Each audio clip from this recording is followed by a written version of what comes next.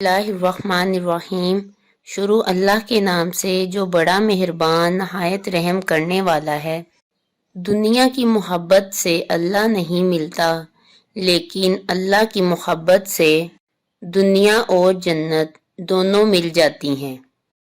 السلام علیکم Islamic Urdu point کے ناظرین، امید کرتی ہوں کہ آپ سب لوگ خیریت سے ہوں گے۔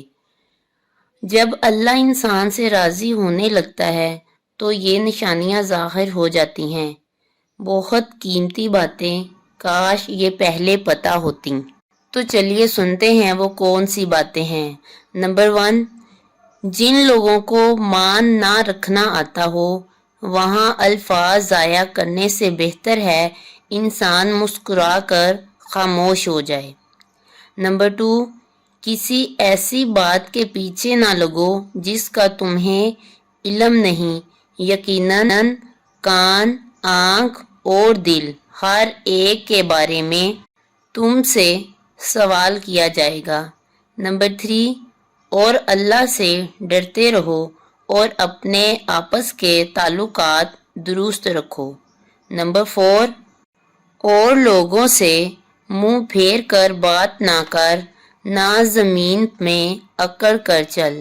اللہ کسی خود پسند اور فخر جتانے والے شخص کو پسند نہیں کرتا۔ نمبر 5، جو توبہ کرے اور ایمان لے آئے اور نیک عمل کرنے لگے تو ایسے لوگوں کو اللہ تبارک و تعالی پسند فرماتا ہے اور ایسے لوگوں کے گناہوں کو اللہ تعالی نیکیوں سے بدل دیتا ہے۔ سورہ الفرقان۔ نمبر 6، اللہ اپنی نشانیاں تفصیل سے بیان کرتا ہے تاکہ تم اپنے رب سے ملاقات کا یقین کر لو۔ نمبر 7، بہت برکت والا ہے کہ تمام بادشاہی صرف اسی کے ہاتھ میں ہے اور وہ ہر چیز پر پوری طرح قادر ہے۔ سورہ ملک۔ نمبر 8، اور لوگوں پر ایسے ہی احسان کیا کرو جیسے اللہ نے تم پر احسان کیا۔ نمبر 9، اور قیامت کے دن رسول اللہ صلی اللہ علیہ وآلہ وسلم عرض کریں گے، اے میرے رب، میری قوم نے اس قرآن کو بالکل ہی چھوڑ دیا تھا۔ سورہ الفرقان۔ نمبر 10، تمہارے چاہنے سے کچھ نہیں ہوتا جب تک کہ اللہ نہ چاہے، بے شک وہ بڑا علم و حکمت والا ہے، جس کو چاہتا ہے اپنی رحمت میں داخل کرتا ہے اور ظالموں کے لیے تو اس نے دردناک عذاب تیار کر رکھا ہے۔ قرآن۔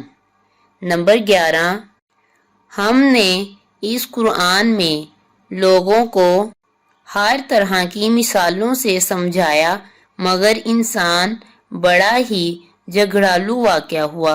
سورہ الکہف۔ نمبر 12، اللہ کافی ہے دوست کے طور پر بھی اور اللہ کافی ہے مددگار کے طور پر بھی۔ سورہ نساء۔ نمبر 13، قیامت کے دن جب مجرموں سے پوچھا جائے گا کہ تمہیں کیا چیز جہنم میں لے آئی تو وہ کہیں گے ہم نماز نہیں پڑھتے تھے اور نہ ہی مسکینوں کو کھانا کھلاتے تھے اور فضول کاموں میں مشغول رہا کرتے تھے۔ سورہ المدثر۔ نمبر 13، جو لوگ ہم سے ملاقات کی امید نہیں رکھتے اور اس دنیاوی زندگی پر راضی ہو گئے ہیں اور اسی میں جی لگا بیٹھے ہیں، یہی وہ لوگ ہیں جو ہماری نشانیوں سے غافل ہیں۔ القرآن۔ نمبر 14، قرآن کہتا ہے اپنے دشمنوں کی چالوں سے پریشان نہ ہوا کر، بے شک تمہارا رب سب سے بہترین چال چلنے والا ہے۔